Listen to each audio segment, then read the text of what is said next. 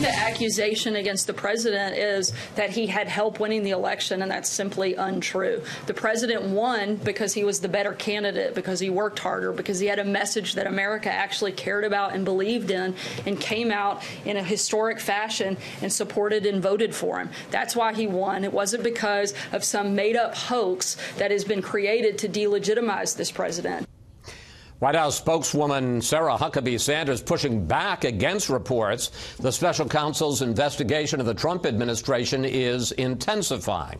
Time to bring in our panel. Byron York of the Washington Examiner, A.B. Stoddard from Real Clear Politics, as well as the host of No Labels Radio on Sirius XM, and Molly Hemingway of The Federalist. Will welcome everybody. Byron, we have now learned that in recent weeks, Special Counsel Robert Mueller and his team have interviewed the following, and it's quite a list: Mike Pompeo, Dan Coats, and Mike Rogers, the directors of the CIA, National Intelligence, and NSA, as well as Attorney General Jeff Sessions and former FBI Director James Comey. Does that give you a clue where this investigation is headed?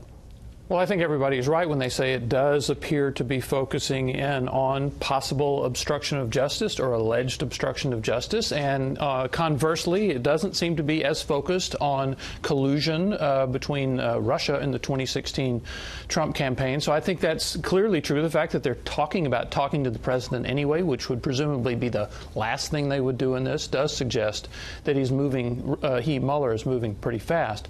But I think we saw a lot of news actually on two completely separate tracks today, which was all of this Mueller stuff, and at the same time news on the dossier, the texts, all of the investigations that the House and the Senate Republicans are doing into the FBI. And we saw an extraordinary expression of distrust in the FBI from Charles Grassley, who is the chairman, Senate Judiciary Committee, basically came out and accused them of playing hide the ball today with information. I'm going to get to that in a moment. I just want to ask you one question that I keep having about obstruction of justice. If there's not an underlying crime, can you charge somebody with obstruction of justice? Well, the lawyers say yes, and I think that's absolutely true. But remember, this is a political case. And I think Donald Trump could make a very good case of, they're trying to charge me for covering up a crime that never happened. And that's a very good political case. But I think in terms of the law, yes, you can do that. There was also a report today that last spring, after President Trump had fired James Comey as FBI director, that he met with the acting director, Andrew McCabe, and asked him, according to the report, who did you vote for in the 2016 election? That led to the following exchange today in the White House briefing room. Does the president make a habit of asking career government officials their voting habits? Not that I'm aware of, no. Did he ask Andrew McCabe how he voted? Look, the president and Andrew McCabe have had limited and pretty non-substantive conversations. Molly, it may be a little odd, but anything wrong if the president asked McCabe that question? And what do you make of the president apparently coming into a background or off-the-record session with Chief of Staff Kelly tonight and saying he's looking forward to sitting down with Mueller and his team? Yeah, well, it's interesting that we got this leak about McCabe. We're getting a lot of leaks out of the Mueller investigation, in part because of all the news that's coming out about mishandling of investigations at the FBI. But this claim about McCabe, the allegation as presented was somewhat disputed, and it comes from yet another anonymous leak that you can't verify. But the idea that you wouldn't politically vet a political appointee for a political position is something that I'm not sure you need to get outraged about. And as it turns out, he kept McCabe. I mean, he kept a guy who has ties to Hillary Clinton, whose wife was the beneficiary of a speaking engagement where Hillary Clinton spoke, where the group she spoke to gave $500,000 or close to $500,000 to his wife. They kept him on. That's not obstruction. We should point out the wife was running for this was a political contribution to her campaign for state senate. That might have been stupid to keep Andrew McCabe on, particularly in light of how things have gone for the last year, but it's not obstruction.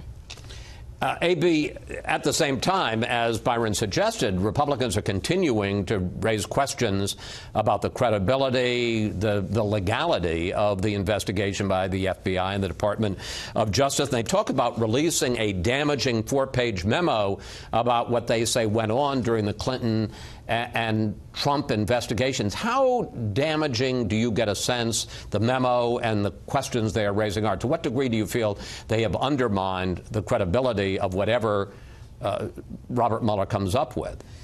Well, it's indeed certain that there is an attempt by allies of the president to try to discredit the FBI and the Mueller investigation. There are certainly questions that these texts raise about an insurance policy they discussed in Andy's office, which is the office of Andrew McCabe, the deputy FBI director, and whatever a secret society means. Senator Johnson has raised this without evidence, saying that there's a whistleblower indicating they're meeting off-site. There's a lot going around, and this memo that 200 members of Congress have seen, but the Senate Intel Committee members are not allowed to see, and the FBI and the DOJ are not allowed to see, is being described by Democrats as misleading because there are omissions in the underlying classified information that is the basis for the summary, and the conclusions in the memo is not provided, and therefore it's misleading and deceptive in its omission.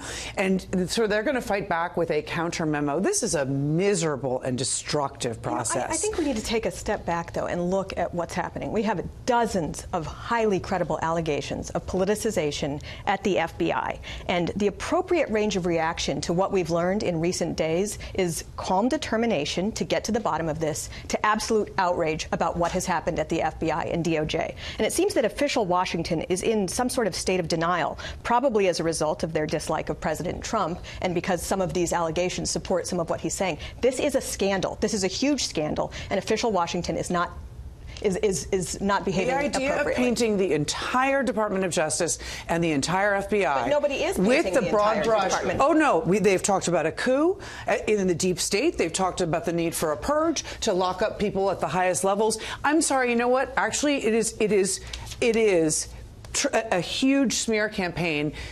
There are questions to be raised, but smearing the entire department is a mistake Republicans will regret. Look, you referred to the leadership of the FBI as the FBI, but the FBI solves bank robberies and kidnappings and all of these great things that they do, and Republicans are not attacking them for that. But the FBI just happens to be in the center of the two most explosive political investigations of the last many years, the Clinton email investigation and Trump-Russia, and that's going to get political. All right, guys, we have to break because we have another segment.